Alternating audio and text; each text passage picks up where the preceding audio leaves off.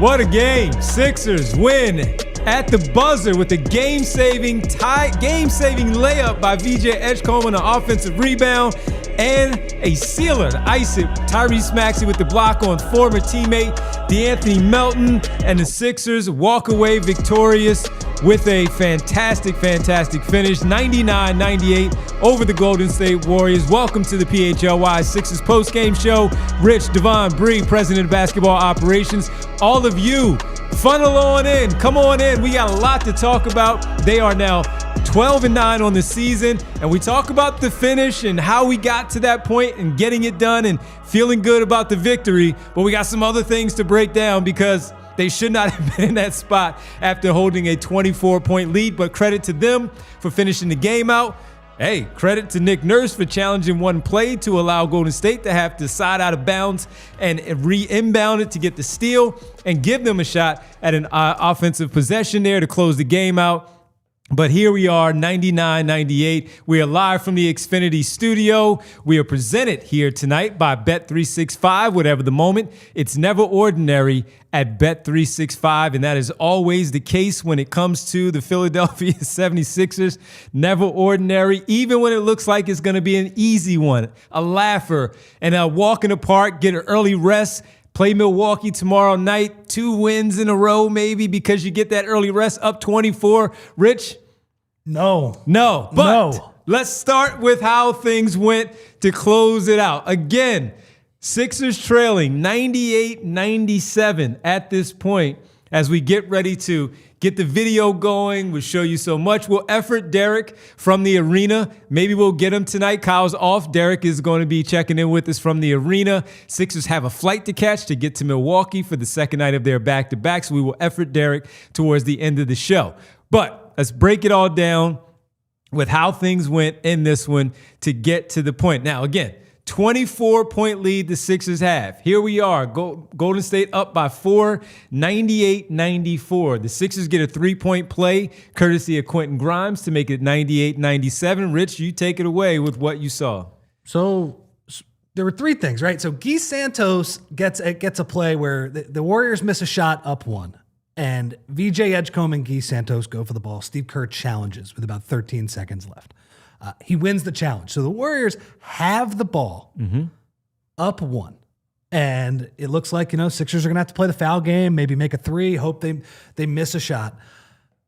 Warriors can't get the ball in on the ensuing inbound. Okay, they call timeout. I think they had already called timeout. Okay, but they inbound the ball. A lot of timeouts there at the end. They inbound the ball, Sixers foul. Okay, now they're at the limit. There is a play where they get the ball in to Quentin Post, their big guy. And VJ Edgecombe kind of reaches through the wickets on Quentin Post, knocks the ball away, and Quentin Post corrals it. Nick Nurse goes absolutely nuts. It's like the most emotional challenge I've ever seen. Timeout, challenge, real fast. And I'm sitting there thinking, what is he doing? Like this is a bad challenge. Like the ball is going to go back to Quentin Post. I thought VJ might have fouled Post initially too. It just felt low value. Okay, it was not low value, Devon, because here's what happened.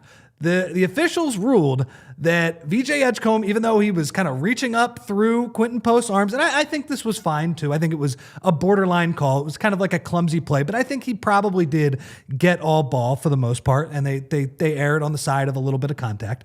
Okay, so they ruled no foul on VJ, but it's still Golden State's ball. So what do? They're inbounding the ball with 0 timeouts. Sixers do a good job of denying the ball. Pat Spencer kind of has to throw kind of a prayer bounce pass to Buddy Hield, and VJ Edgecombe, deflection, steal, gets on the floor, and then Nick Nurse, maybe after the other night. After winning the challenge, maybe after the other night when he didn't get the timeout, just a bang right away because De'Anthony Melton was right there. Yes, he was. So they get the steal. And then, last play, we're going to show it. Right, Bree has been showing it right now, but we're going to show it right now.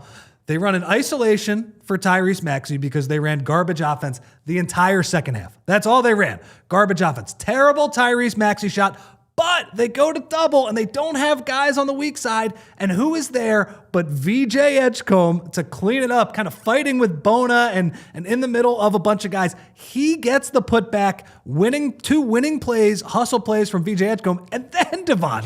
We thought the game was. I told you before the play started, I was like, Warriors don't have any timeouts. Probably not going to be able to score if the Sixers, because they can't advance the ball. They won't be able to score easily. But because it was such a mad scramble, the Warriors, with 0.9 seconds left, throw it ahead to De'Anthony Melton. Now, in fairness, with 0.9 seconds, would have been pretty hard to score. Melton would have had to basically lay it in right away. It was a very good inbounds pass, though. And he was smart. He didn't touch the basketball. He let the ball bounce because the Sixers defenders were trailing him, so he didn't have to touch the ball. Yeah, it was there. Now, I will say, would De'Anthony Melton have made that layup? I love De'Anthony Melton. I enjoyed him as a Sixer. One of the worst layup shooters I've ever seen in my life. But he had a chance to lay it in. He waited. He picked it up. He was in layup range. But who comes up with the big play? Tyrese Maxey's had a few, I would say, iconic blocks where he gets up off the floor and just gets it at the top of the rim. He had a couple against the Heat. He makes the play. Did he get away with like a little bit of contact? Maybe, but you know what? They're not going to call that at that point. That was an amazing chase down. Everybody goes crazy. The Sixers win, and they avoid one of the worst losses you would have ever seen. Just, I don't know how they did it, but I mean, yeah, crazy plays. And I will say, this is the story of VJ Edgecombe, where I thought VJ Edgecombe with the ball in his hands for a lot of this game was pretty brutal. I thought the Warriors, especially with that smaller lineup, attacked his dribble in a way where he could not create any good offense. I mean, they are giving him the ball at the beginning of the second quarter and the beginning of the fourth quarter, and they're saying, kid, you're the point guard. It's an interesting decision when they have Jared McCain out there as well, but they clearly want to get VJ those reps. Did not handle those well tonight. Not to say he was the only one who didn't At that handle point, well. we were looking at each other saying, you need to get Tyrese Maxey back in the game. They got it was Jared, that bad. They put it in Jared McCain's hands for a couple minutes, and there was turnovers too. So I don't want to like completely let him off the hook. But he struggled. But this is the point, Devon.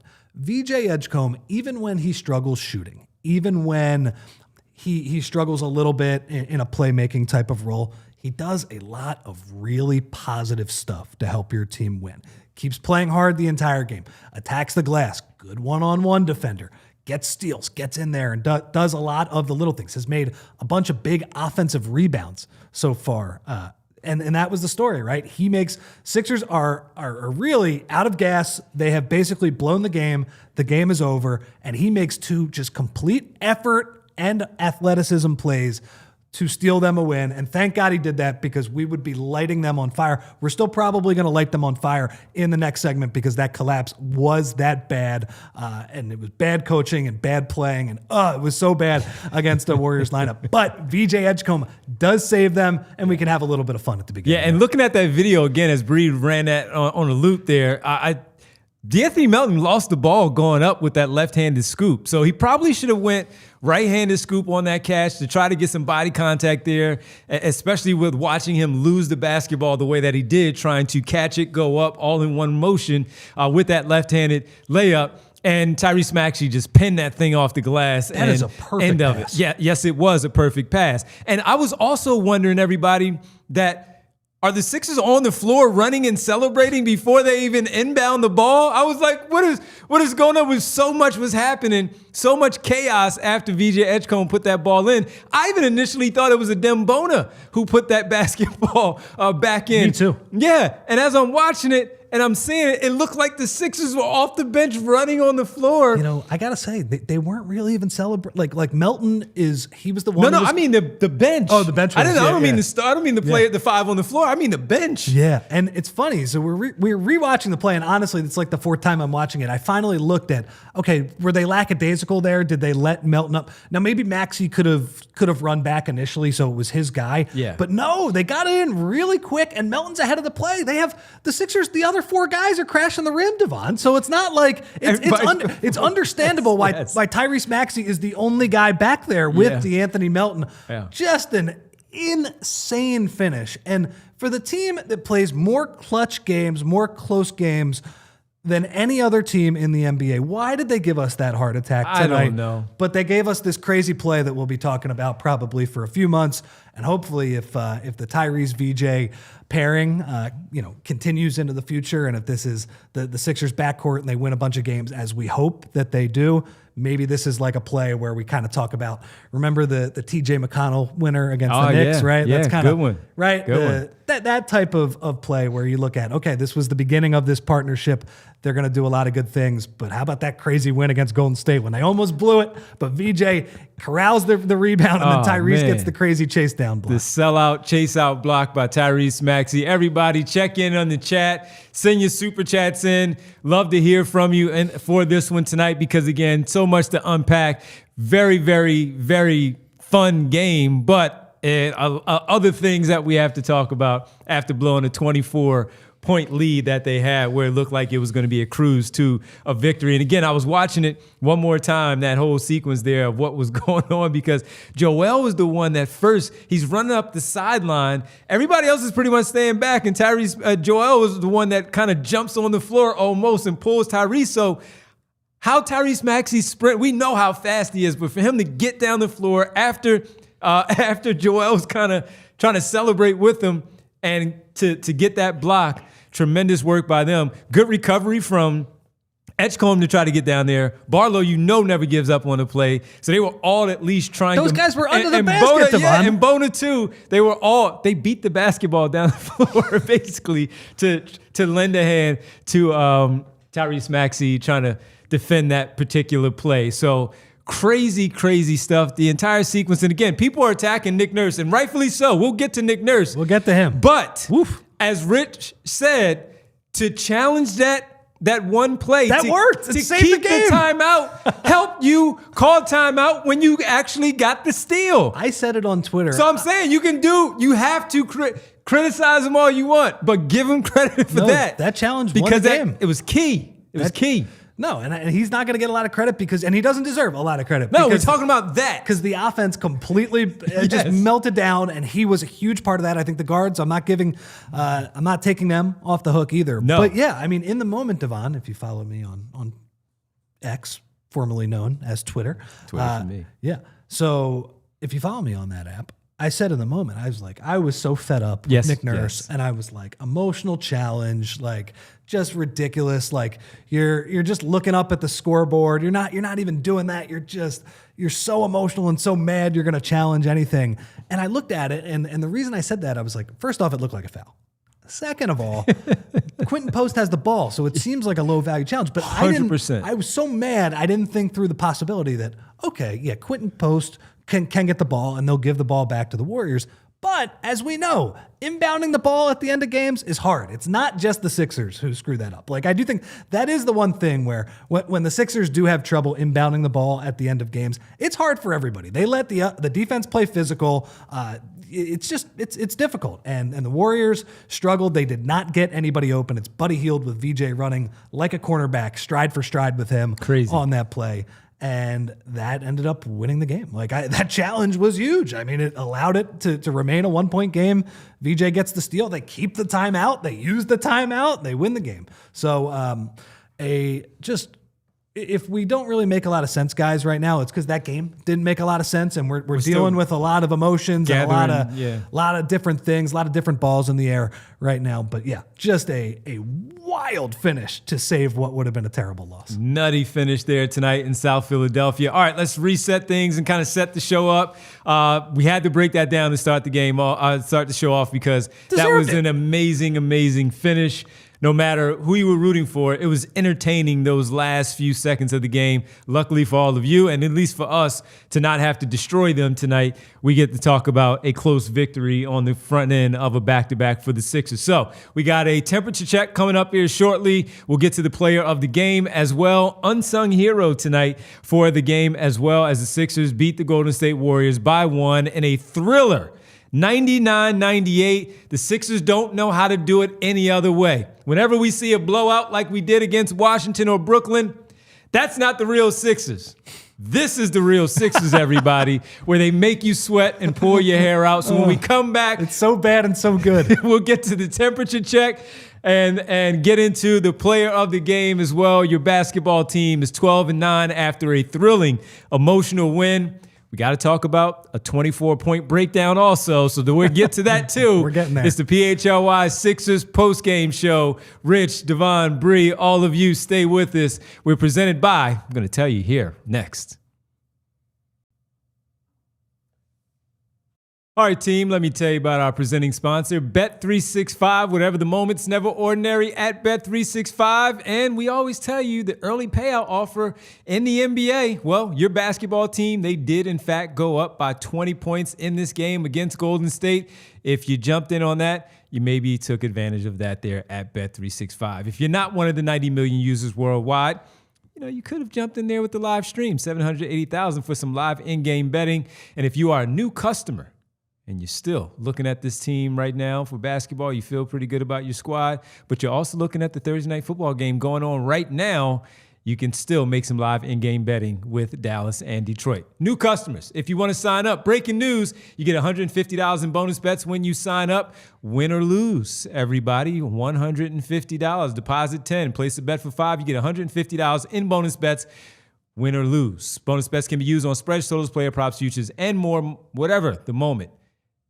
Never ordinary at Bet365. Must be 21 plus and physically located in Pennsylvania. If you or someone you know has a gambling problem and wants help, call 1-800-GAMBLER.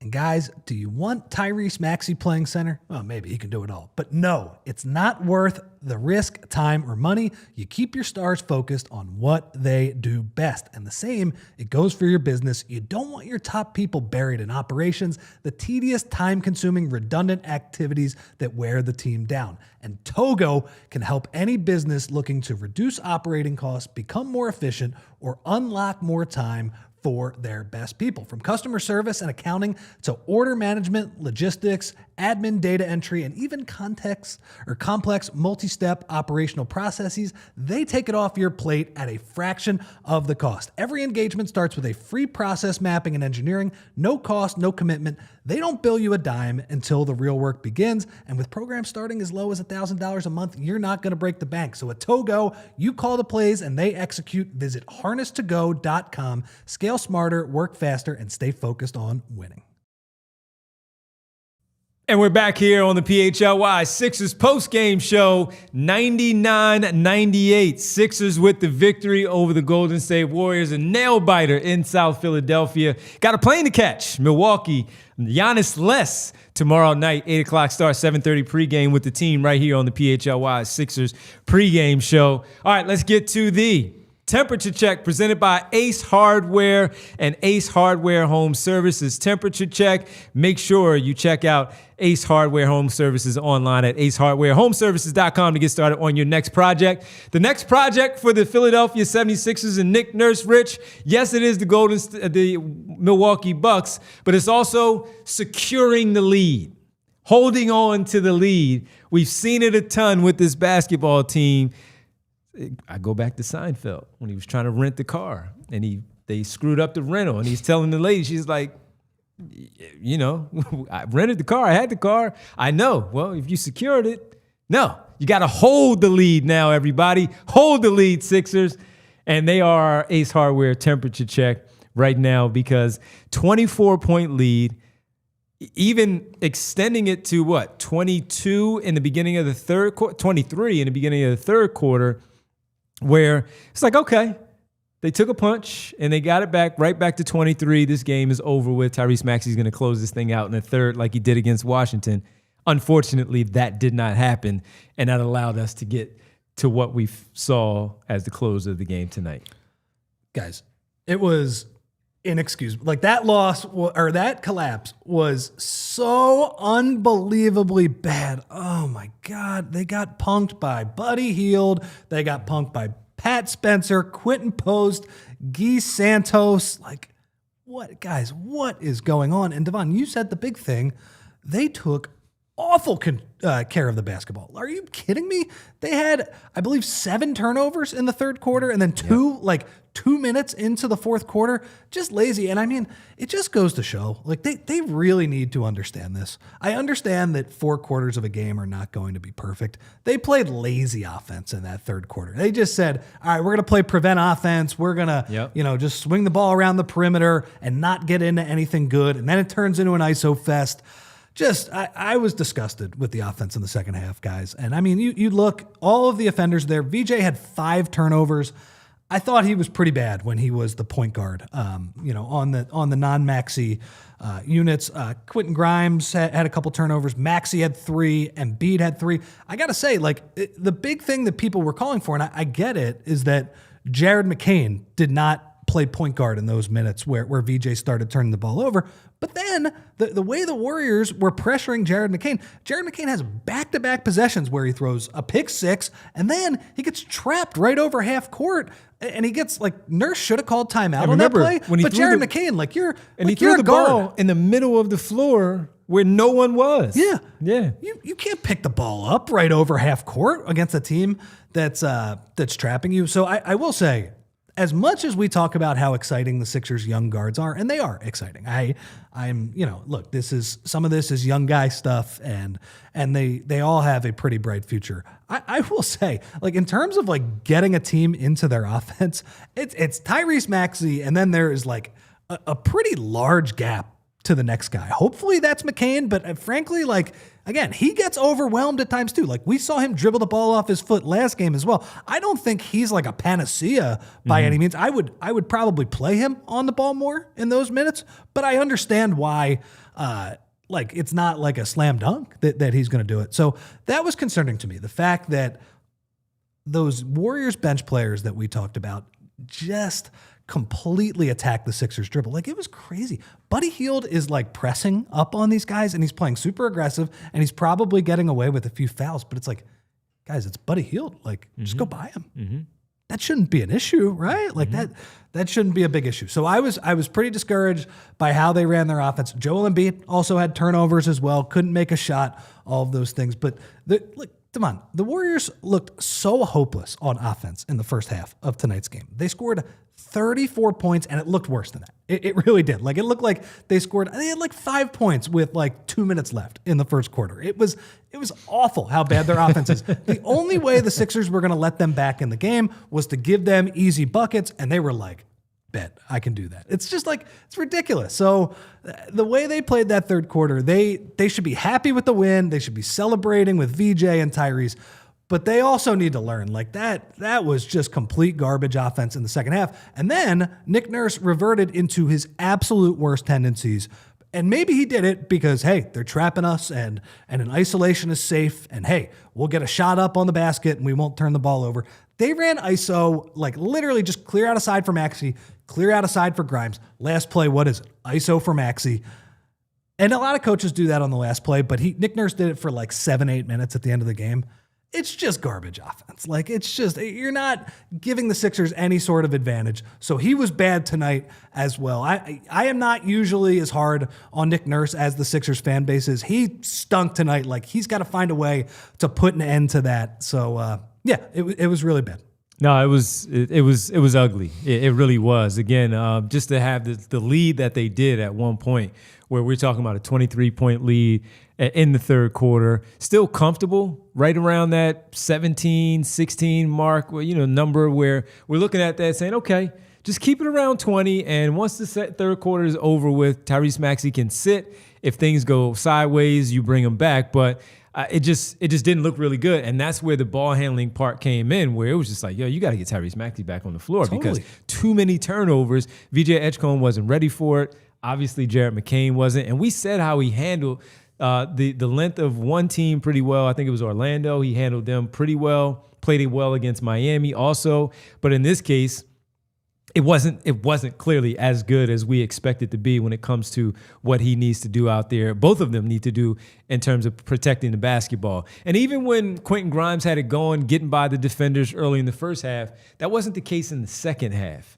They defended him much, much better. They sped him up again, defended him well, and he didn't also handle a lot of that pressure well. But more goes on to the young guys there for what they didn't do and making sure that it worked out. But I also agree with you, Rich, that Nick Nurse has a part in that. That's where you just have things where you set up. The ball has to move and not stay because you don't really trust either of them with the defense that's trapping defense the way that they are, even going to a zone at some point. But Joel was still in the game when they went to the zone, so they can have him as a relief valve in the middle of the floor. But you got to have it where guys are not over-dribbling and the passing is paramount, that you have to get the ball out of your hands, make them chase the basketball. And if you do that, the ball continues to swing, the rotation happens, and you get to the basket, hopefully, and finish, and you get some points that way, maybe gets to the free throw line, and you keep your double-digit lead where it doesn't come to this in the fourth quarter like it did. I truly think his rationale for all of those ISOs at the end of the game, which is something he likes to do. I'm not saying that he doesn't already like to do that. But I think his rationale was, we are getting pressured so much, and if we bring a ball screen into it, they're going to trap us, and we're going to turn the ball over, and we're going to give them an easy shot on the other end. But there's got to be a better answer for pressure than that. There's got to be, hey, look, if they're doubling you, come on, man. You got to find ways to swing the ball and take advantage of that aggressiveness. It's an NBA court. You have the most skilled players in the world. It's a ton of space to cover. And I think his other bet was, okay, we'll be able to get stops, because in the first half, that Warriors team was not able to score at all. They were on fire in the fourth quarter. They were making tough shots and tough plays. And it was one of those things where the Sixers offense lets Golden State back in the game. And give those guys credit on Golden State for fighting back. Spencer was great. Post hit a couple shots. Santos, Buddy was awesome. Like, his energy was great. Give those guys credit, but the Sixers let them back in the game with those turnovers. They don't get to that point. They don't get that level of belief if the Sixers aren't completely sloppy with the basketball and bad against pressure, bad against the zone, and just have no answers for it. And it's one thing to make a run. That happens in NBA basketball. You're going to make a run. The team is going to respond and make a run. It's how you counter it. And I thought they did a pretty good job of that early in the third. And then later on, it simply got away from them as a result. And that's why we're here talking about it the way that we are. That is our Ace Hardware temperature check. And it is the Philadelphia 76ers basketball team that needs to close out the game much better and not make us sweat the way that they did. And Ace Hardware... Ace Hardware is getting to work this year, man, with all these different things that we have to talk about. But we appreciate Ace Hardware, the team cooling off there once again in the second half with Ace Hardware temperature check. Visit Ace Hardware Home Services online at acehardwarehomeservices.com to get started on your next project. That was ridiculous. I didn't know a game could tick me off that much with this team. I have relatively in check expectations for this team. I think 500, especially with what we've seen from Embiid so far, is roughly around the level of talent that they have. Maxey is dragging them to a little bit better than that, probably, if he can keep this up. It is a lot to ask from him. So I feel like I'm pretty good with, like, all right, don't overreact. Like, they're going to have good stretches. They're going to have bad stretches. That second half was so bad, man. It was so bad. I can't believe they let them back in the game. That's crazy. We can talk about the first half, too. First half was good. Yeah, we'll talk about that, but let's give the player of the game here before we take our second pause of the show. Player of the game tonight is one just because of what he did to finish the game and get that offensive pushback. Tyrese Maxey was fantastic. We know what he had points-wise. But VJ Edgecombe with the putback, getting that steal also to allow Nick Nurse to call that timeout after he got that timeout back from the challenge. VJ Edgecombe, player of the game, game-saving putback for the Sixers to walk away with a 1-point victory. 10 points for VJ Edgecombe in this one. He did have 6 rebounds on the night, 5 assists. 3 steals, and we mentioned the 5 turnovers. Rich pointed out 4 for 8 from the floor, 2 for 5. But the game winner, handing to VJ Edgecombe, the player of the game for what he did tonight. Tyrese Maxey, obviously, with the game best 35 points. Once again, great number. Had some moments where we were frustrated with him, too, with some decision-making. But overall, Tyrese Maxey, 35 on the night with 3 boards, 2 assists, 2 steals, and the game-saving, real saving block right there at the end on former teammate De'Anthony Melton. I love when Joel Embiid came down the floor and decided to be Troel. Got all in his face. Melton smiling and all, right? And Maxey's laughing and celebrating because it was also his good friend De'Anthony Melton. But here comes Joel Embiid. He couldn't help himself getting in De'Anthony Melton's face as a former teammate that they all respect and had a good time with, where they had their great run as a team. But, man. No, emotional win, everybody. Emotional win. Edgecombe was not the best player for the 48 minutes. No. But when you make those 2 plays at the end of the game, guess what? You get the win. And there are 82 games, so we spread the wealth when it comes to player of the game here on the PHLY Sixers post-game show. All right. But real quick, you mentioned Maxey. he made 3 threes at the beginning of the third quarter that were all pretty tough shots, man. That's why I thought it was going to be a similar thing to Washington. He was going to close this one out. But it wasn't good offense, I know. man. Like, it was good against Washington. It was good offense. He was getting downhill. He was attacking. They got to go back to the drawing board with the offense because he makes 3 really tough threes and they got nothing else. They're not scoring. They're letting the Warriors lay the ball in on the other end because they're throwing the ball away.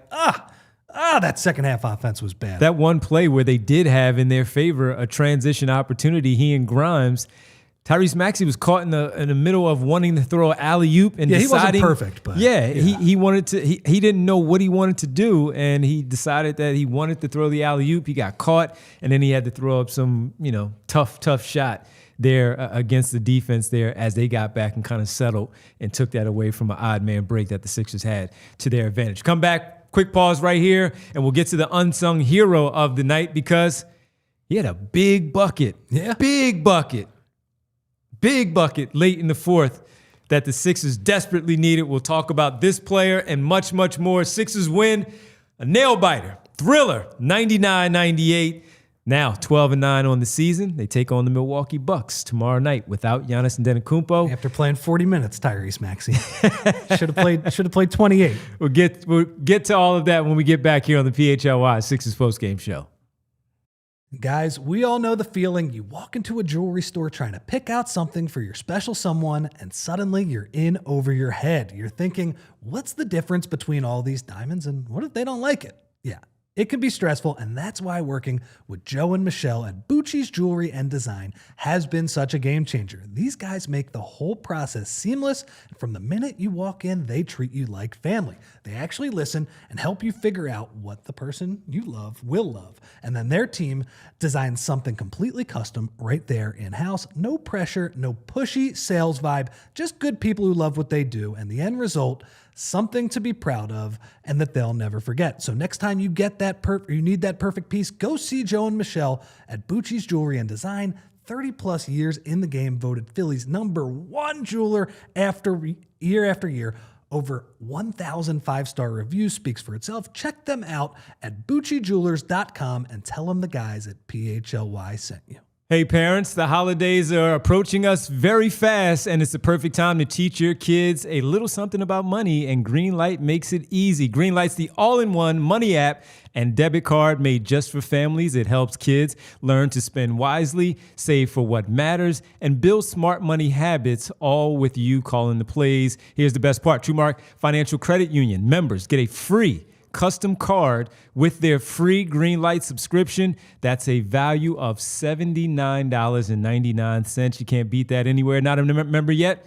It's not a problem. You can open an account online at TrueMark Financial's 24 branch locations and score this exclusive offer. I ride by one every day on the way into work.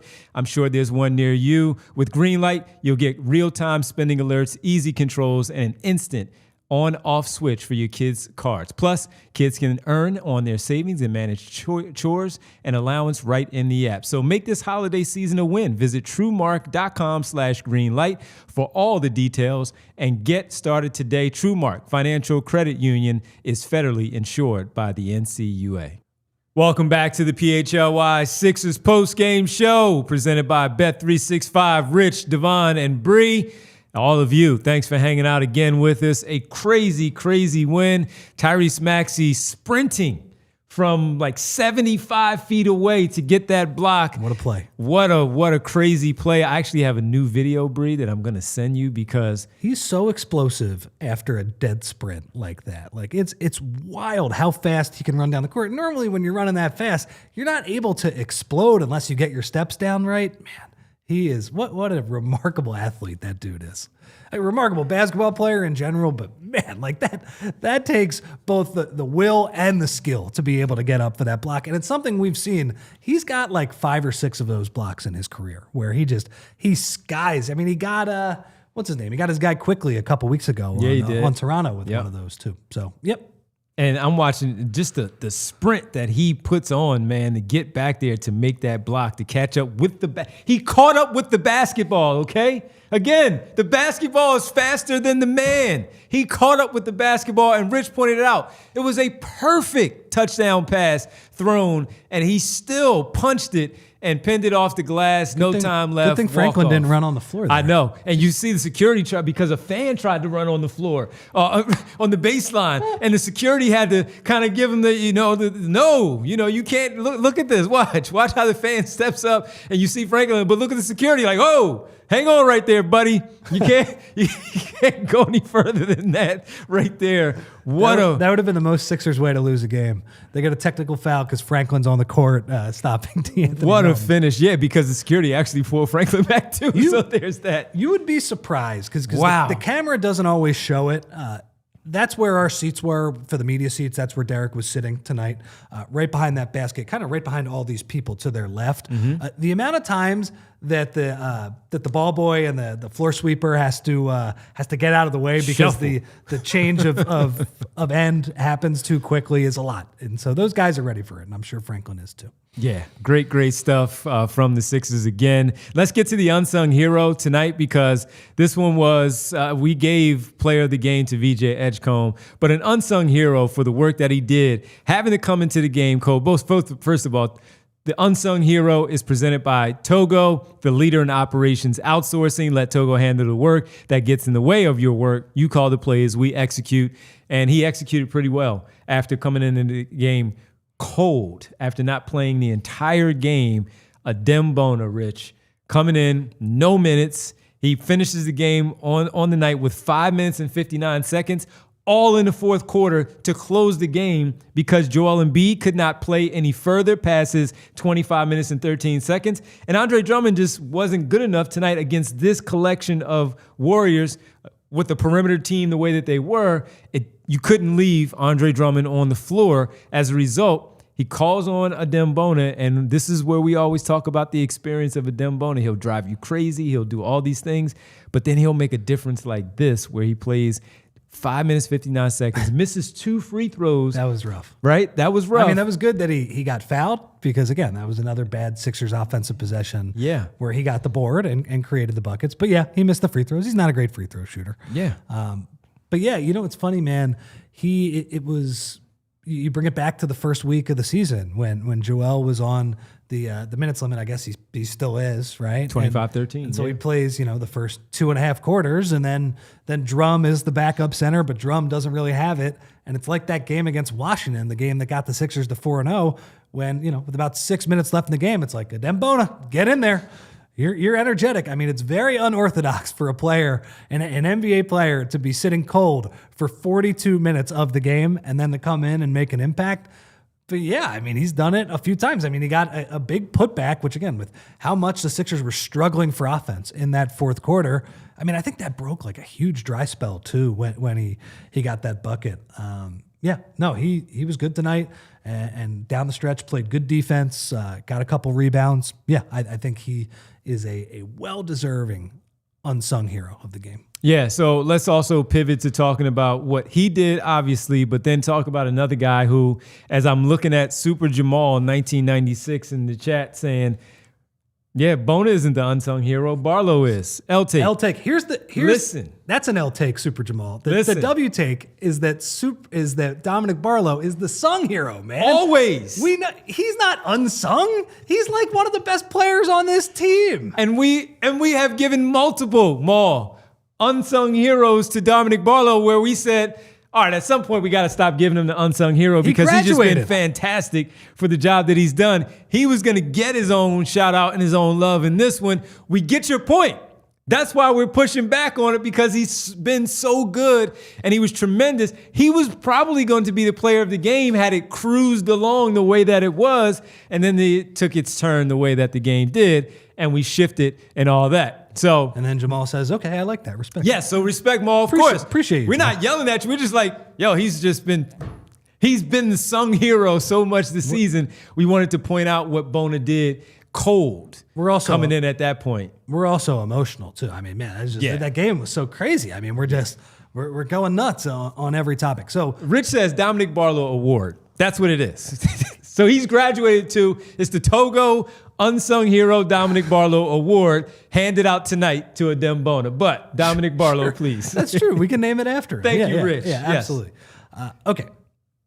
So Golden State scores 34 points in the first half. And Unbelievable defense. I feel like this is the story of the Sixers season right now, is that their offense probably should not be this bad.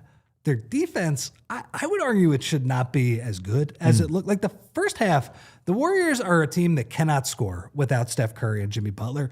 But the Sixers, like, that was embarrassing for the Warriors. Like, they had multiple possessions where guys tried to take all 5 Sixers off the dribble, and I was like, oh, that guy got stoned. Oh, that guy got stoned. Like, the Sixers were standing these guys up on the defensive end. And as I said before the game, for the last month, they have been an above average defense, which is kind of stunning to me. I thought a team that is playing Andre Drummond heavy minutes at center, a Dembona who's also out of position a lot at center was more in position in tonight's game, and also 3 guards, right? And haven't really had Paul George for a lot of this stretch either. I'm surprised at how good their defense is. The one guy, though, who absolutely floors me with his defense is Dominick Barlow as a one-on-one defender. That guy is like, I was calling him the glove in the first half, man. Like, he's a borderline stopper. He embarrassed Jonathan Kuminga on a few possessions. Kuminga is pump faking. He's trying to get Barlow. Like, he could not even come close to getting past Barlow. And Bree, I think we have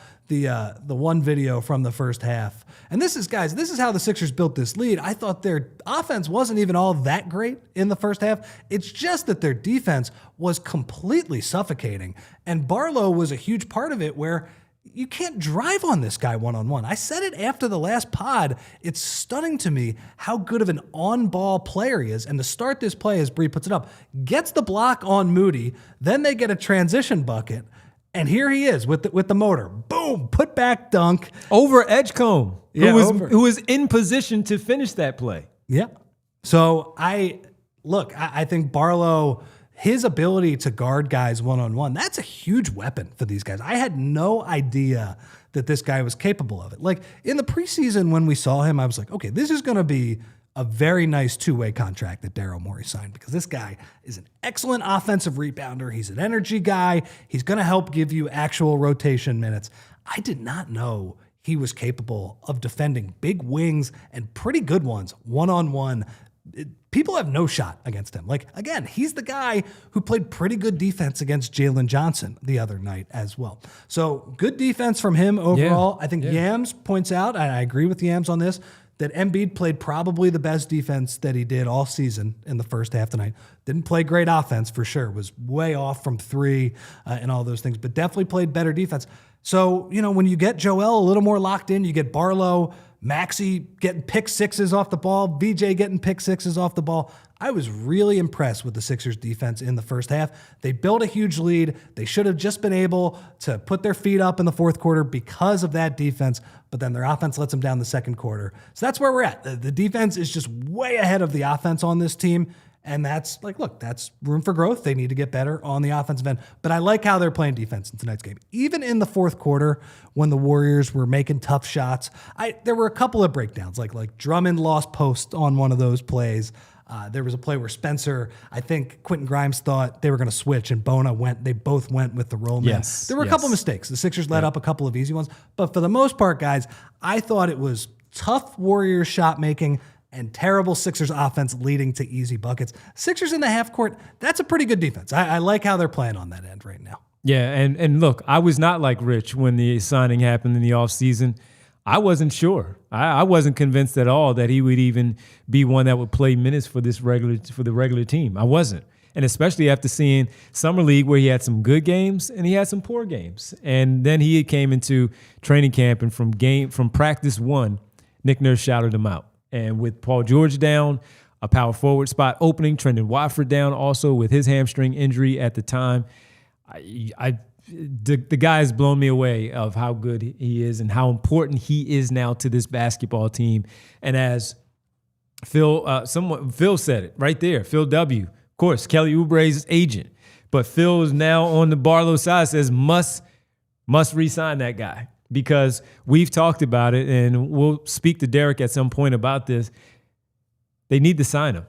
They're waiting. They're taking their time because they can, because of the rules of what it is for them to not give him a standard contract. But it seems borderline unfair now because he does not. He is, number one, you earn it by getting the minutes. He is starting, and then he's getting the minutes. And on the season, I don't even know what he's averaging on the season, but it's probably well over like 25, 27 minutes a night. Oh, yeah. Because he's playing so well. But with that being said, Dominick Barlow right now is 11 games in, and he's 26 minutes a game. Seems like it's more than that. But 26 minutes a game, 6 points, 14 boards tonight, and he's so laid back, it doesn't even seem like, and he's just kind of smooth, gets to the ball, the basketball finds him, but you also have to want the basketball to find you, and that's why he's always in position to get his hands on the basketballs when they are loose rebounds and get back into the play when it doesn't seem like anybody else is. And when you watch that video of Tyrese Maxey blocking that shot, guess who else is down there to try to help finish, who jumps with him? Dominick Barlow. Again, it's the same Dominick play Barlow as the one we showed, right? Changing ends. He's just got a crazy motor. Now, I do think in times of the offense slowing down, he doesn't really help you a ton because he's not a great shooter. And that's, I think, is some good points being made in the chat right now where it's like, look, the thing that he's going to need is a corner three. If he could just make that shot, then he'd be nasty if he had that. But he's still an extremely helpful player right now. And to get him at a two-way signing, guys, that is, look, I don't like that Kyle Lowry and Eric Gordon are on this roster right now and that there's a 15th spot wide open. I don't like that because I think the Sixers are being unfair to Tyrese Maxey and VJ Edgecombe. That said, you do have to point out that on a two-way right now and hopefully signed to an NBA contract at one point, you do have Jabari Walker, who's pretty good. I think that's a good two-way signing.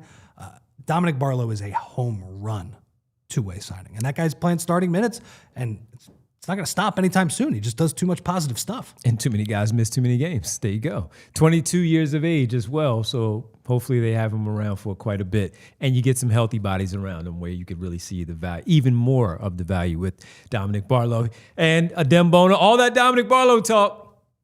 We got the unsung hero. That was a Dembona, but the unsung hero presented by Togo is now also the Dominick Barlow Award. Thank you, Rich, the leader in operations outsourcing. Let Togo handle the work that gets in the way of your work. You call the plays, we execute. All right, final run on the other side, and we have our super chats that we have to get to. When we get back, we'll do so right here. Sixers win by 1. Milwaukee up next tomorrow night. We'll get Rich's thoughts on that game. After this one went down to the wire, Sixers win 99-98 in a thriller at the end. They are now 12-9 on the season. We'll be back right here on the PHLY Sixers postgame show. You know why Kyle Neubeck was off tonight? Because yesterday I went over to his place and he was pumped to watch some hoops, but his setup, it's a total mess, and he was still fixing it today. There's lagging, buffering, and switching between apps trying to find the game in the Neubeck household. He claimed he was a big fan, but I felt like I was fan-fished. See, if you call yourself a basketball fan, you gotta have our friends at Xfinity.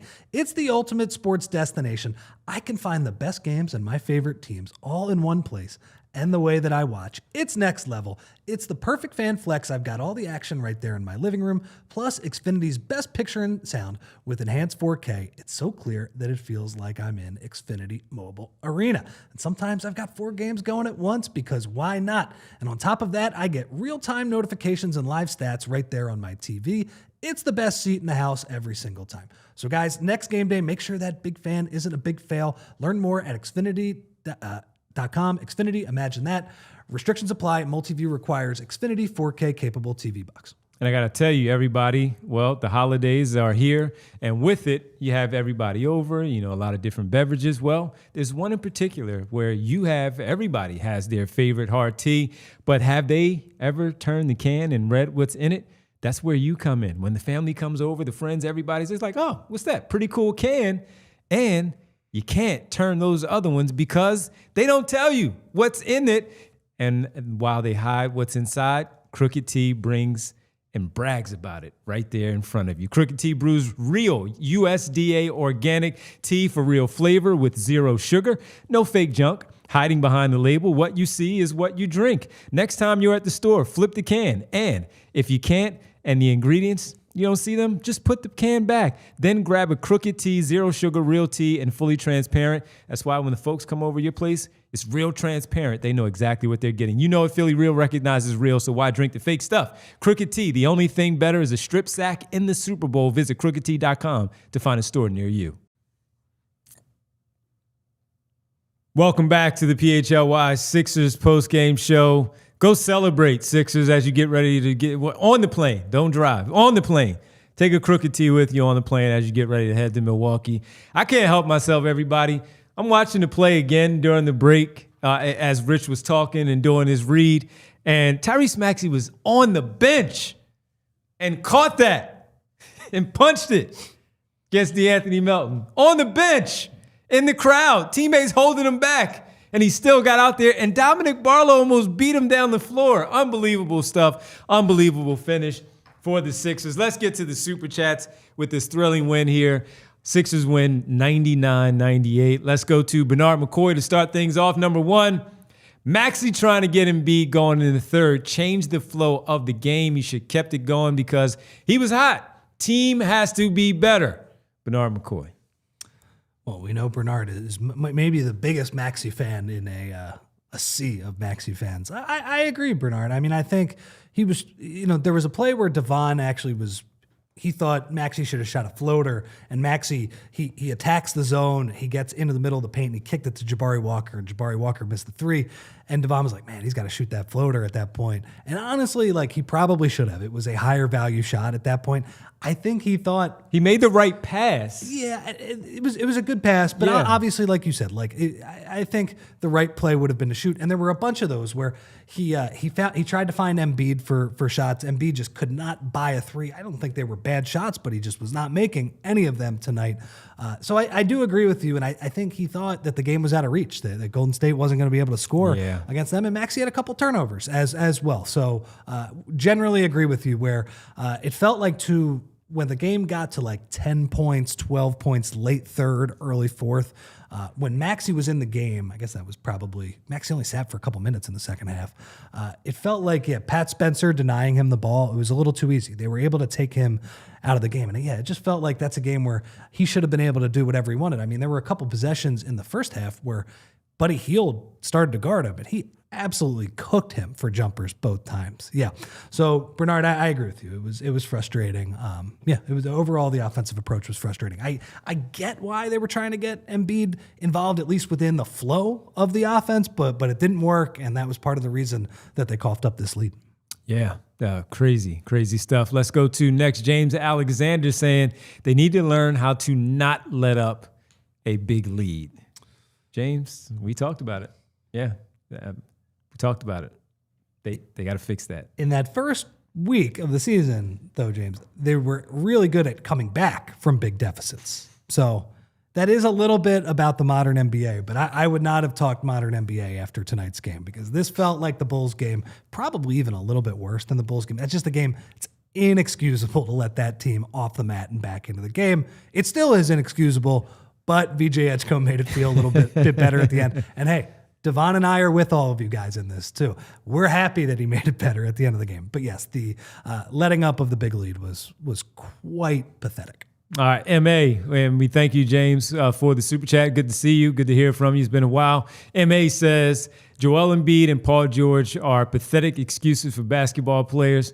Just flat out losers. What is Embiid going to look like in 28, 29 when he's has a $69 million player option? BS. Thank you for your super chat, MA. Appreciate it. Joel's out there. It's frustrating. He's out there, and we hope that it continues to get better. That's your opinion, but thank you for the super chat. We'll talk about that another day, right? Yes. Yes. Sure. Skunk Riley has two tonight, a haiku and a regular wonderful one. Skunk. Which one do you want to go to first? Let's do the haiku last. Haiku. No, let's do that last. All right. Bad timing, but nurse needs to go. Sorry, not sorry. Skunk is not a Nurse fan, and I thought that was a bad Nurse game for sure. But he's not going anywhere. Not right now. Not when they're 12-9. No. Not when guys are in and out of the lineup. Your two other two stars are in and out of the lineup. Not when you're 12-9. I do think their defense, he deserves more credit than he's getting for too. But that was look, that was the worst version of Nick Nurse with the offense, just devolving into ISOs. And look, the guards deserve a lot of blame. Like Jared McCain, like, come on, man. Like, you got to be able to handle some pressure better than that. But that was bad. Nick Nurse did not help things at all. And so I hear you on that one, Skunk. And he does have these guys playing, though. They do play. So they're in all of these games. They do. It's amazing. It's unbelievable. And I do appreciate that Skunk has that take too after a win. Consistent. Right? Like, he's very consistent. You know, and you can look at the whole game and still feel like, hey, there's stuff to criticize within that game. It's not all better just because you won that game. It is a lot better because they won that game in terms of how we're feeling. But when you're like judging the quality of the team, yeah, that collapse did happen. Skunk Riley with the super chat. This haiku is titled Heart Attack. Yes, it was. Yes, it was. Sharp bloom in the chest. A clock drops all its seconds. Breath staggers, then waits. That's Skunk. beautiful. Skunk. Super chat. Thank you. Haiku. We Couldn't have summed it up better myself. We felt the same way sitting there on the edge of the seat, walking around. Yeah, all kinds of stuff. It was an amazing, amazing finish. Crazy that it came to what it did, but they win 99-98. All right, Rich, quickly, since you're off tomorrow, we'll be back together Sunday. But tomorrow, Milwaukee, no Giannis. Thank God they won that game. Yes. Thank God they won that game. That's my main take on the Milwaukee game. But, like, come on. You have a golden opportunity to get the 13-9. As we saw in that game, not everything is perfect. But as Devon and I have kind of talked about for a couple weeks, it doesn't have to be perfect. Just bank a few wins. There's gonna be some rough patches later in the season. If you can get 6-7 games above 500 against this softer schedule, against this home-heavy schedule with some other stars being out, you do not apologize for that, and you just take those wins. So Giannis-less Bucks tomorrow night. You're going to be a little bit gassed. Second night of a back-to-back. As we saw last time, Sixers didn't play great defense in that same spot. I mean, they were in that same spot against Milwaukee a couple weeks ago. Second night of a back-to-back, but not against Giannis. Got to contain Ryan Rollins and the Bucks shooters a little more in that game. Bobby Portis for sure. Yeah, absolutely. All right, Rich and I will be back together on Sunday, 7 o'clock for the pregame. Tip time in South Philadelphia against the Los Angeles Lakers is 7:30. And the Lakers, without Luka, as Rich talked about, they beat the Toronto Raptors tonight, 123-120 in Toronto. So a very good win on the road, shorthanded that they were, but they got the win. So, again, no Luka, but they're still going to be tough with LeBron James and Austin Reeves in the lineup. So we'll talk about that on Sunday. They've won some. Redick has done a nice job, and especially Austin Reeves has been really good when they're shorthanded. They've won some games that they have not. They shouldn't have. They should not have won. I should say this. Lakers won the night. Nice win in Toronto. LeBron James, double-digit streak. 10? It's over, baby. No, really? 8 points for LeBron. I wonder how many minutes he played. Wow, how about that?